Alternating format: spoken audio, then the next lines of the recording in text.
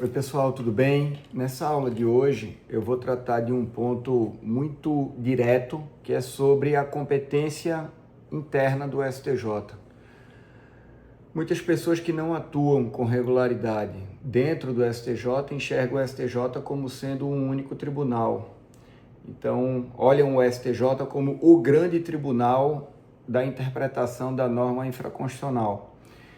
E aí eu peço que vocês, a partir de hoje, a partir dessa aula, vocês compreendam o STJ como sendo três tribunais, pelo menos três tribunais, porque na prática, muitas vezes, o STJ se transforma até num quarto tribunal.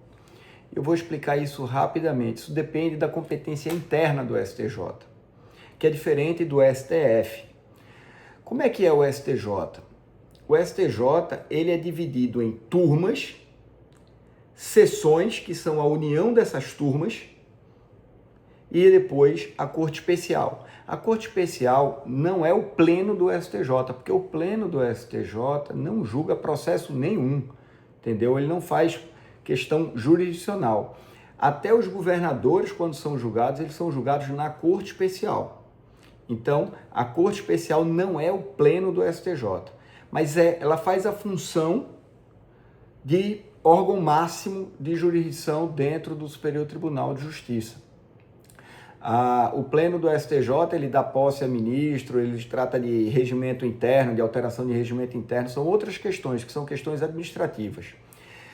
Então, vamos lá para vocês poderem entender de uma vez por todas como é que funciona o STJ.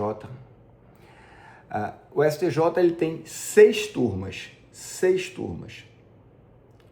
número par, né? Então, a primeira turma e a segunda turma do STJ, nós dizemos que ela tem a competência de direito público. Então, ela trata de direito administrativo, de direito tributário, de direito previdenciário, muitas vezes. Então, primeira e segunda turma está lá no regimento. Eu vou mandar para vocês depois os slides e o material, que já, inclusive, parte dele já foi disponibilizado para vocês. Mas a primeira e a segunda turma, conforme consta lá do regimento interno, trata de matérias de direito público. E aí, se um processo seu é de direito privado, é uma questão contratual privada, e esse processo, por engano, é distribuído para a primeira turma ou para a segunda turma, cabe a você entrar com uma petição e dizer, olha, a matéria aqui, pela sua natureza jurídica, não tem nada a ver com a questão sobre as partes que estão trabalhando ali naquele processo que estão litigando, mas tem a ver com a matéria jurídica, da natureza jurídica daquela matéria que está sendo tratada ali. Essa matéria é de direito privado, então remeta para que turma? Terceira e quarta turma. Porque a terceira e a quarta turma do STJ, ela tem competência de direito privado. Então, as questões de dano moral, inscrição no Serasa, rescisões contratuais e tantas outras questões ligadas ao direito privado, elas são julgadas na terceira e na quarta turma. E aí sobrou o quê? Primeira e segunda turma, nós já falamos. Terceira e quarta turma, nós já falamos. Primeira e segunda são as turmas de direito público. Terceira e quarta turma são as turmas de direito privado. E aí sobrou a quinta e a sexta. Alguém tem uma indicação do que é a quinta e a sexta? Isso mesmo. Muito bem. As turmas de direito penal do Superior Tribunal de Justiça. Então, quem atua no direito penal atua muito mais na quinta e na sexta turma do que na primeira e na segunda, do que na terceira e na quarta. Não existe uma competência absoluta, como se pensa. Apesar de existir essa divisão de competências dentro do STJ, na prática, essa é uma divisão de trabalho prevista no regimento interno do Superior Tribunal de Justiça, que serve para divisão de trabalho, ou seja, não é incompetência absoluta se uma matéria for julgada em outra turma. Por isso que há julgados do Superior Tribunal de Justiça que declara que a questão ligada à competência interna da Corte deve ser suscitada pela parte até antes do início do julgamento sob pena de preclusão. Ou seja, se a primeira turma ou a segunda turma julgarem uma matéria de direito privado, essa decisão é válida, ela não tem incompetência absoluta. É completamente diferente de uma justiça estadual julgar uma matéria de justiça federal, ou de justiça federal julgar uma matéria de justiça estadual, ou da justiça trabalhista julgar uma questão de direito civil, entendeu? Ou um fórum comum julgar uma matéria trabalhista. Aí é incompetência absoluta. No STJ não é exatamente assim.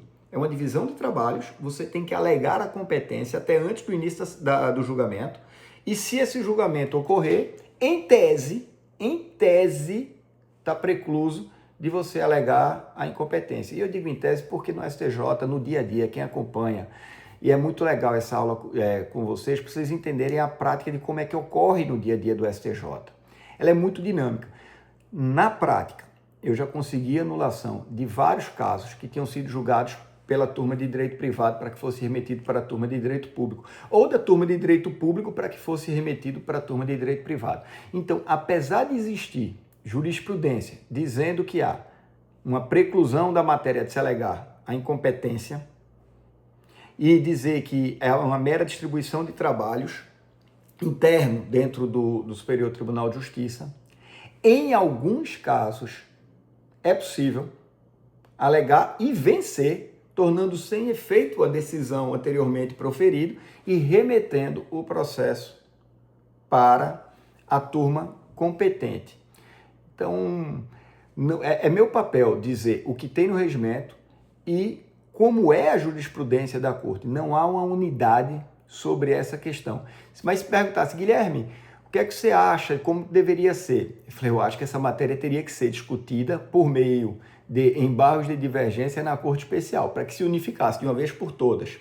Se é possível anular decisão já proferida e remeter para o órgão competente, ou se mantém pela preclusão da questão em razão do início do julgamento ou de uma decisão monocrática já proferida. Não cabe a mim dizer qual é o melhor caminho, cabe a mim mostrar para vocês, dizer o que é que, na verdade, ocorre no dia a dia da Corte.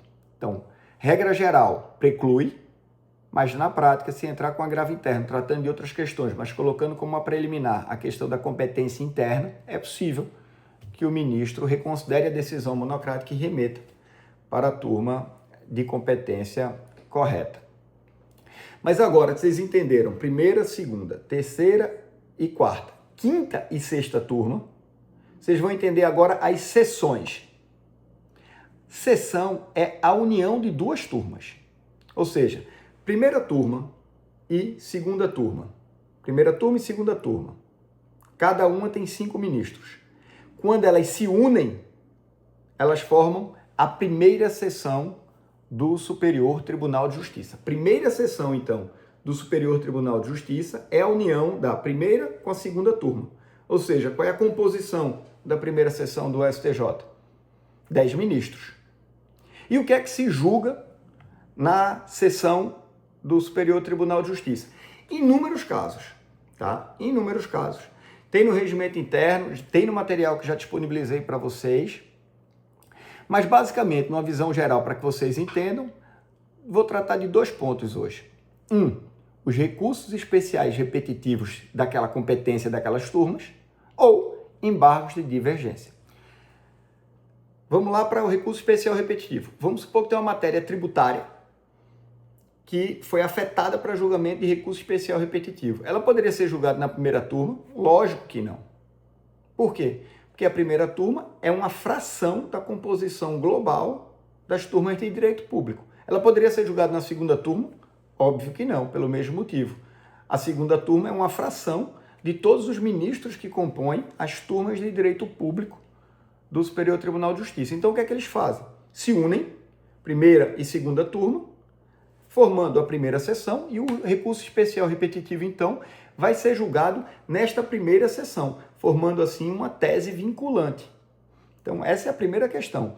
Onde seu repetitivo irá ser julgado? Ou por que que um repetitivo é julgado na primeira sessão? Por que que um repetitivo foi julgado na segunda sessão? Ou por que que ele foi julgado na terceira sessão? Ele é julgado a depender de sua competência. E é na sessão, não é na turma, por quê? Porque é o órgão máximo que unifica aquela competência das turmas. Então, primeira e segunda turma formam a primeira sessão. Terceira e quarta turma formam a segunda sessão. Então, terceira turma e quarta turma, decorem isso. As turmas de direito privado do STJ, quais são? Terceira e quarta. Quando elas se unem, ou seja, 5 ministros mais 5 ministros, 10 ministros, formam a segunda sessão. E lá é que é julgado o recurso especial repetitivo de matéria de direito privado. Então, quando vocês pesquisarem na jurisprudência e encontrarem recurso especial repetitivo julgado pela segunda sessão, vocês já sabem que é um recurso cujo acórdão tem caráter vinculante e a vinculação ela é horizontal, ou seja, todo o sistema judicial para baixo, e horizontal. Todas as turmas que existem no STJ têm que se vincular àquela decisão do recurso especial repetitivo. Por que ela foi formada na segunda sessão? Porque era uma matéria de direito privado. Então, eu repito às vezes para que vocês consigam compreender de uma vez por todas, decorar, não é exatamente decorar, é compreender como o STJ tem um tribunal de direito público, um tribunal de direito privado e um tribunal de direito penal. Por isso que eu digo que muitas vezes o STJ, na verdade, não é um tribunal. Não é tudo que cai lá e da forma que cai lá e qualquer um julga. Não é isso. É como se tivesse uma porta específica só para o direito público. Então, lá são julgadas matérias de direito público, lá são feitos recursos especiais, repetitivos, de direito público. Existe uma outra porta, que é o tribunal privado do STJ. E esse tribunal privado do STJ, ele julga o quê? Tudo que é de direito privado e forma os precedentes vinculantes de direito privado na segunda sessão. E existe um tribunal, vamos supor assim, vamos falar assim para ficar mais fácil vocês decorarem, de direito penal, que é essa quinta e sexta turma, que quando elas se integram, elas se reúnem para um julgamento, é um julgamento de recurso especial repetitivo em matéria penal. Então, recursos especiais repetitivos são julgados na primeira sessão, na segunda sessão ou na terceira sessão, a princípio, porque ainda tem a corte especial que eu falo já. Então, esse é o primeiro ponto. Vocês entenderam agora por que os recursos especiais são julgados nas sessões e não são julgados nas turmas. Está bem claro agora e, pelo amor de Deus, não esqueçam mais nunca disso, porque é básico para quem atua dentro do Superior Tribunal de Justiça entender as competências internas. Então, competência das turmas, competência das sessões. Nas sessões também são decididos o quê? Embargos de divergência. Vamos supor que a primeira turma tenha um entendimento sobre uma matéria tributária e a segunda turma tenha outro entendimento sobre a mesma matéria tributária. Como é que se faz, então, para unificar o entendimento? Se cair na primeira turma, julga de um jeito, se cair na segunda turma, julga de um outro jeito, oposto. Da mesma forma, ocorre na terceira turma com a quarta turma, na quinta turma com a sexta turma. Quem é que unifica? As sessões. Por isso que hoje, nessa aula de hoje, uma aula mais rápida, eu quis tratar sobre as competências de recurso especial e embargos de divergência. Havendo divergência entre turmas, quem julga, quem unifica, são as sessões. Eu tenho dezenas, quase que uma centena de embargos de divergência em que participei, que já atuei, que são, então, julgados muitas vezes nas sessões. Mas agora, para finalizar essa aula, que está acabando o nosso tempo, vai ser uma aula mais curta hoje, é sobre a Corte Especial. O que é que se julga na Corte Especial? Uma infinidade de coisas. O material que eu já disponibilizei para vocês consta lá. Dentro do regimento interno tem a classificação de tudo que é julgado na Corte Especial. Mas para o dia a dia, para o básico de vocês entenderem. Recurso especial repetitivo pode ser julgado na Corte Especial? Podem dizer, Guilherme, não, porque são nas sessões. Calma, pessoal, muita calma. Pode sim. Por quê? Porque se a questão for processual, ou se a questão ligar decisões que podem gerar conflito sobre turmas de sessões distintas, essa questão não poderia ter sido julgada em outro lugar que não seja na Corte Especial. Um exemplo simples. Agravo de instrumento. Quando cabe agravo de instrumento? Vamos supor que um agravo de instrumento sobre prova tenha sido julgado de uma forma na primeira turma do STJ. A terceira turma do STJ, ou seja, uma turma de direito público, a outra de direito privado, diz, não, sobre matéria de prova não cabe agravo de instrumento. A terceira turma diz isso. E a primeira turma diz cabe. É possível que sobre matéria de prova, agravo de instrumento em matéria de prova, cabe ou não cabe agravo de instrumento? Essa questão poderia ser decidida só na primeira sessão? Não. Essa questão poderia ser decidida só na segunda sessão? Não. Por quê? Porque senão haveria um conflito interno de turmas do STJ sobre uma mesma questão de direito, mas essas turmas, elas são de sessões distintas, porque a primeira turma corresponde à primeira sessão, a terceira turma corresponde à segunda sessão do STJ. Então, quando há um conflito de entendimento, e normalmente isso ocorre em matéria processual, de turmas que são de sessões distintas, essa questão é levada à Corte Especial. Trazer um caso prático que está agora para ser julgado no início desse próximo semestre, um caso muito grande que vai impactar diversos outros processos. A primeira turma do STJ entende que se há uma afetação de um recurso especial repetitivo, e você tem um recurso especial que se liga a essa tese, deve ter um abrandamento dos requisitos de admissibilidade desse seu recurso especial repetitivo, que ele está julgando a tese. Se a tese tem a ver com o seu recurso especial repetitivo, a gente não vai precisar olhar tanto as minúcias desse recurso especial repetitivo, como se o artigo de lei violado foi identificado no acórdão recorrido, se houve pré-questionamento, se há dialeticidade, se houve esgotamento da instância ordinária. Não, vamos deixar isso um pouco de lado, vamos olhar só tempestividade, preparo e regularidade de representação. Foi isso que definiu a primeira turma do STJ. O resto a gente deixa para lá. Já a terceira turma do STJ, a quarta turma do STJ, entenderam de forma diferente. Não. Se não se ultrapassa o requisito de admissibilidade do seu recurso especial, o fato de ter um repetitivo afetado ou até já julgado no STJ, não vai poder aplicar o resultado daquele repetitivo já julgado ou aguardar o julgamento daquele repetitivo que será julgado para aplicar no seu caso. Por quê? Porque o seu recurso especial ele foi mal feito. Ele não ultrapassou o requisito de admissibilidade. Mas ele tem preparo, regularidade de representação e tempestividade. Sim, mas e os outros requisitos? Não, os outros requisitos não estão exatamente bem preenchidos. Então, esquece, não vai poder aplicar, vai aplicar, então, aqui o selo de não conhecimento do seu recurso especial. Notem que essa é uma matéria que tem, na primeira turma, decidindo de uma forma, na terceira e na quarta turma, decidindo de outra forma. O que é que eu fiz? Isso é um caso real, tá, pessoal? Fui contratado quando chegou nesta situação. Entrei com embargo de divergência e joguei o caso para a Corte Especial do Superior Tribunal de Justiça. Por quê? Eu disse, qual é a minha tese? O STJ tem que unificar. Se a gente vai abrandar a partir de agora os requisitos de admissibilidade de um recurso especial só porque existe um repetitivo julgado ou porque tem um repetitivo afetado para julgamento, ou se vamos manter o que sempre mantivemos dentro de tudo que eu ensinei na sala de aula, que é, primeiro se ultrapassa os requisitos de admissibilidade. Uma vez ultrapassado o requisito de admissibilidade, aí sim se pode analisar o mérito e aí aplicar o repetitivo ou dizer, ok, tem um tema afetado, vamos aguardar o resultado do julgamento do tema para poder aplicar nesse caso. Mas sem abrandar os requisitos de admissibilidade. No fim, no embargo de divergência, qual é o papel de um advogado na corte? Não é exatamente defender a sua tese. Até isso ocorre, porque quando a gente é contratado, a gente tem sempre um lado a defender. Mas na prática, para quem atua diariamente, é expor para a corte que existe a divergência. E quem define os caminhos que a corte deve seguir é a própria corte. E o que é que cabe a nós, advogados?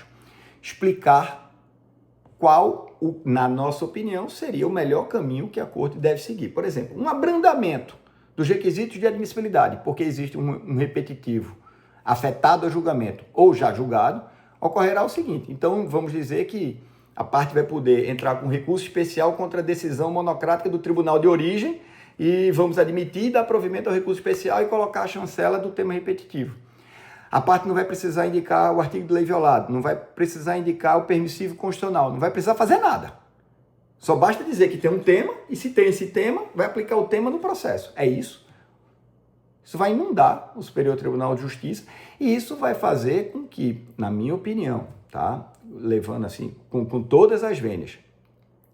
Mas fazer com que um recurso especial, que é um recurso de fundamentação vingulada, deixe de ser. Basta alegar que tem um tema. Se alegar que tem um tema, não importa o que tem escrito muito ali dentro, tá, tem preparo, tem tempestividade, tem regularidade de representação, aplica o tema e vai. E assim o STJ se transforma, então, num órgão de distribuição de justiça, o que também não é. O termo Superior Tribunal de Justiça, o justiça, é uma consequência de uma decisão proferida no STJ na interpretação da norma infraconstitucional e não o objeto central da atuação do Superior Tribunal de Justiça. Mas isso eu vou deixar para uma próxima aula, tá, pessoal? Obrigado pela presença de vocês e espero que hoje vocês tenham entendido a competência interna do STJ. Estudem o material que eu disponibilizei entre primeira, segunda turma, terceira e quarta turma, quinta e sexta turma e o que é a Corte Especial do Superior Tribunal de Justiça. Forte abraço e até a próxima aula.